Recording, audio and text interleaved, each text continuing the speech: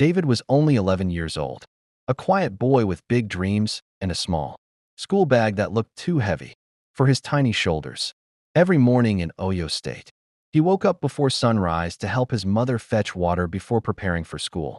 Life was not easy for them after losing his father years ago, but David never complained. He believed education would change everything. His mother used to tell him, "One day, you will become the man that saves this family." And David believed her. He loved school more than anything, even when other children complained about assignments. David smiled because he knew every page he read was taking him closer to a better future. But one morning, his life changed forever. That day looked normal. Children were laughing in classrooms. Teachers were teaching. Some students were sharing biscuits during break time. Then suddenly, fear entered the school. Loud noises echoed outside the building. Screaming followed. Teachers began running. Before the children could understand what was happening, armed men stormed into the school. Panic took over instantly. Some children cried loudly. Some hid under desks. Some were too terrified to even move. David sat there shaking, not because he understood death, but because he suddenly missed his mother. The armed men forced the children out of their classrooms and marched them into the bush.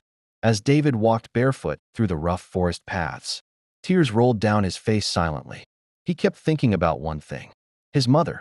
He imagined her arriving at the school only to find empty classrooms and frightened teachers. He imagined her screaming his name while searching everywhere. "David, David," but there was no answer. That night in the forest was cold and cruel. The children were hungry. Some were injured. Many could not stop crying. David tried to stay strong, but deep inside, he was terrified. He looked at the other children and realized something heartbreaking. None of them deserved this. They were not criminals. They were not enemies. They were only children who came to school with dreams in their hearts. Children who wanted to become doctors, teachers, engineers, footballers, and leaders. But in one terrifying moment, fear stole their innocence. Even after returning home, David was never the same again. Every loud sound frightened him. Every goodbye from his mother felt painful. The boy who once loved school without fear now looked over his shoulder whenever he heard unfamiliar voices.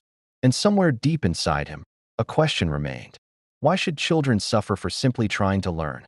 David's story is not just his story. It is the story of many innocent children whose only crime was chasing education and hoping for a brighter tomorrow. No child should fear going to school.